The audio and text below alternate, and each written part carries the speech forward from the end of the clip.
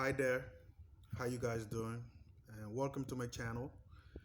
And please subscribe to this channel, and I will be bringing some very nice content to debate with you and grow together.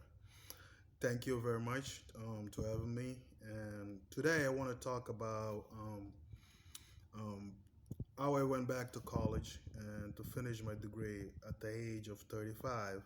And it wasn't an easy decision for me, but I felt at the time that I have to finish my aviation science degree.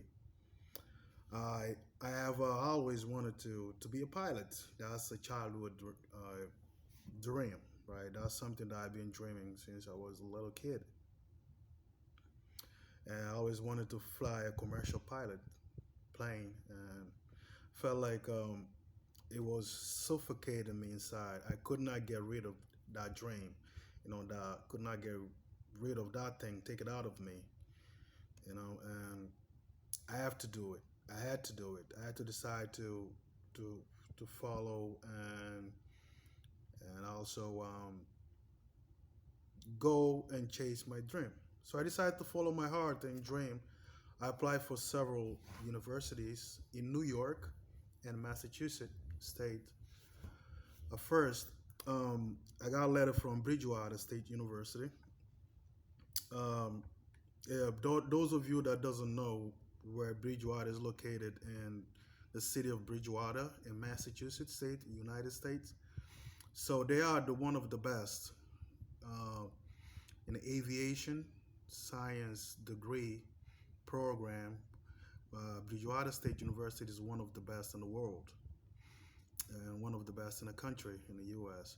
So I decided to apply for them. I received a letter from them saying that um, unfortunately they denied my admission to the program because of um, many other people more qualified than me, and because of the competitivity, the aviation program, one of the best in the country, just like I said. First, I was sad and disappointed. Then, a couple weeks later, I received another letter from the same university, Bridgewater State University. And this letter said they were sorry for misunderstanding about previous letter, and that I was being accepted into the aviation science program. I was very happy. I was very happy, excited. I couldn't sleep that day at all. I was very excited because what I always wanted is to become a pilot, to be a pilot. I could not believe that I got accepted into BSU. So, and well, but regarding of education level obtained, and we can see difference between a white person and a black person. No matter how you guys went to the same college and get the same degree, but always white people have an advantage over any other race in this country. So regardless of education level obtained, racial disparity continue to exist in America. Diversity in higher education has made improvements. That's true over the years, but it's still not accessible to all. Still not accessible to all. Especially black people, is not accessible to us. So, primarily due to cost, the National Center for Education Statistic. So they found that in 2017, at least 41% of white young adults were enrolled in college, compared to 36%, okay, of blacks and Hispanic adults, young adults. Additionally, for Americans over 25, 33% of whites have bachelor degree, compared to 19% of blacks and 16% of Hispanics. Okay, so you see the difference right here. We are a culture. We are a culture that keeps secrets from ourselves regarding the bias that exists in college admission processes. The recent celebrity kids admission scandal has exposed the hidden privilege bias in education that clearly favor wealthy families. You know, wealthy families, they have a lot of money. They can go over there and then they buy their admission for their kids. Okay, that's not fair. It also has reopened the debate over the countless ways that economically disadvantaged and minoritized families lose access, to higher education, um, to higher education for low income, high achieving students, and actually economics barrier to higher education are hard to overcome. Okay, as a report from the Jack Kent Cook Foundation outlines that even for those admitted to college, those minorities, black people, Spanish people, and admitted to college, shows that there are persistent implicit biases that work against these students. For example, students are often erroneously assumed that have received preferential treatment even in situations in which there is no institutional policy or process that considered this fact for admission. Okay, so if you got admitted in the college, they think like, oh, you just got admitted because of probably, I don't know, they just because you're black, so they give you that chance.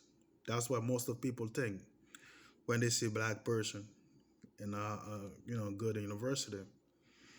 You know, so and going debate over the specific process used in college admission suggests the need for significant change to create a more bias-free process. Okay, for example, one argument is that since there are more candidates than available openings at many colleges and universities, I suggest a neutral process such as an admission lottery should be adopted.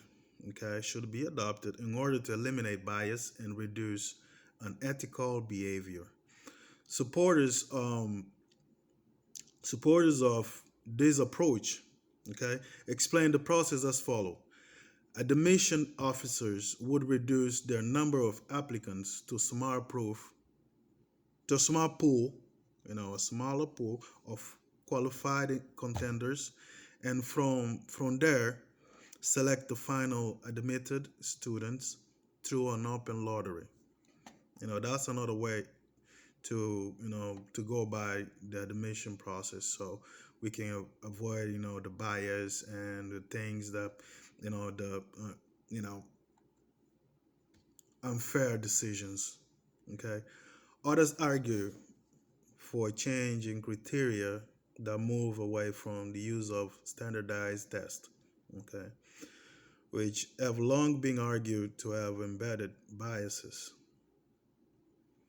based on income, especially income. If you have more money, you have more chance to get in, or gender, you know, race and geographical locations, like city versus urban. Okay. In fact, inside higher education, um, a report that a number of the college are ending requirements for applicants to submit the SAT or ACT test scores. Okay.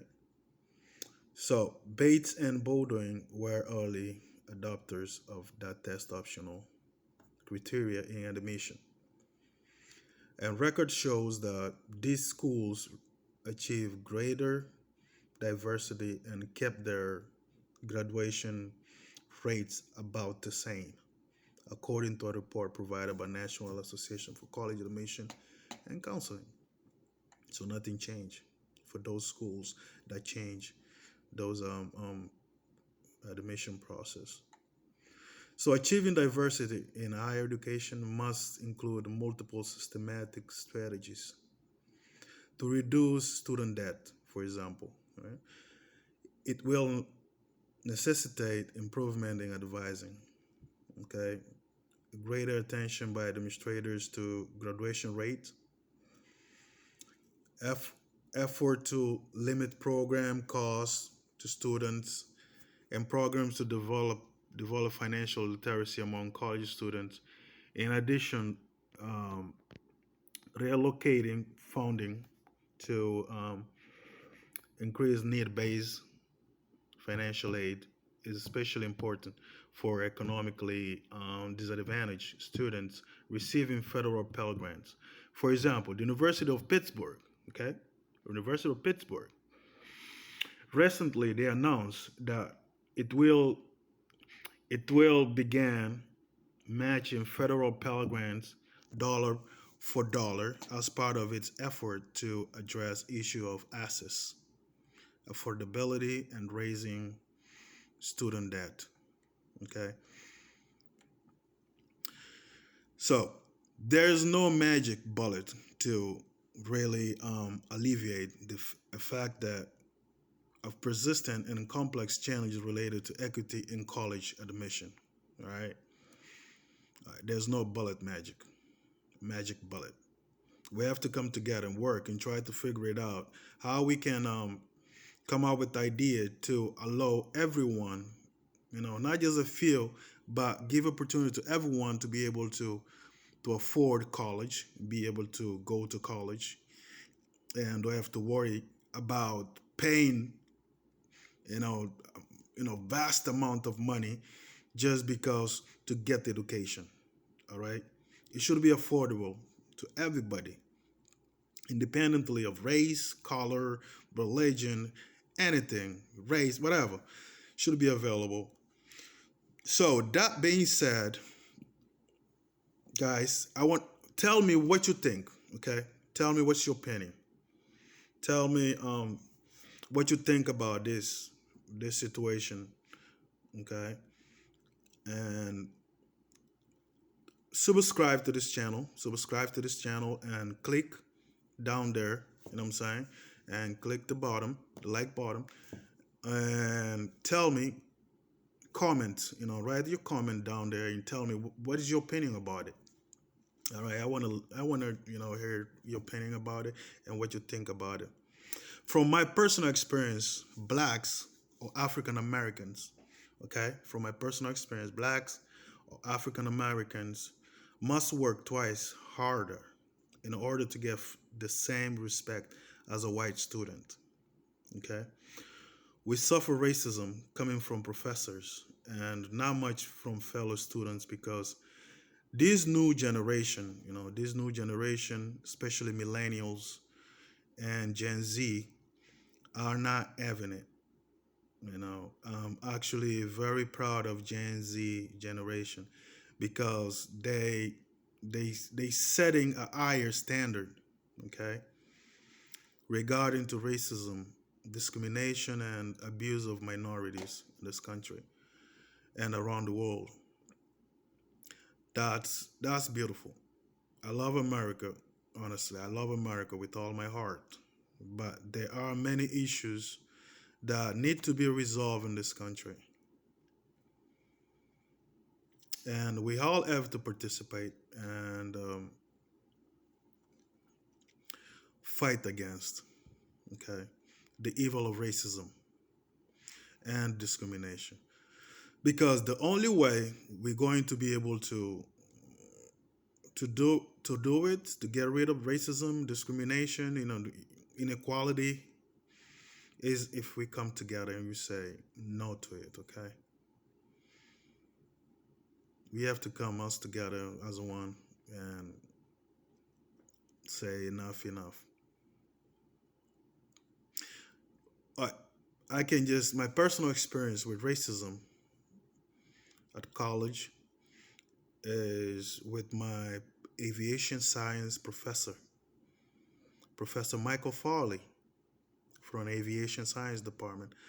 Yeah, so this dude, man, he's used to like I used to do, do tests and stuff. He used to cut my grades. You know what I'm saying? Not good enough.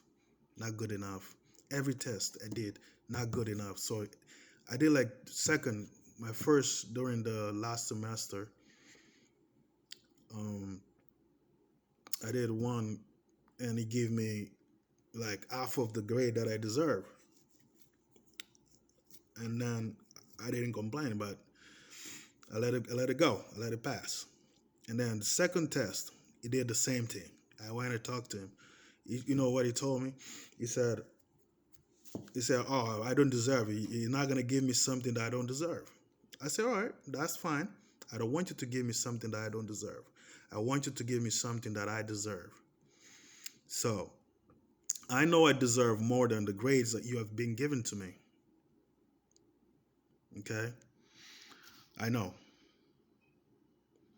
He said, "Oh, okay. How do you know?" I said, "Like, listen, all the others classes, I'm just getting straight A's. Okay, all the other classes, I'm getting straight A's. You're giving me C's. I'm not a C student. Okay, I'm not a C student. I work hard. I study hard. All right. Besides, I have kids to take care of. I have to study hard. Because I'm not C student. I'm not even a B student either. So that's why I work hard to get my A's. All right. He said, "Oh, you lying. You don't get no A's. Show me where you get A's." So I had to go and show him my grades in other classes for him to go and change my grade from C to A.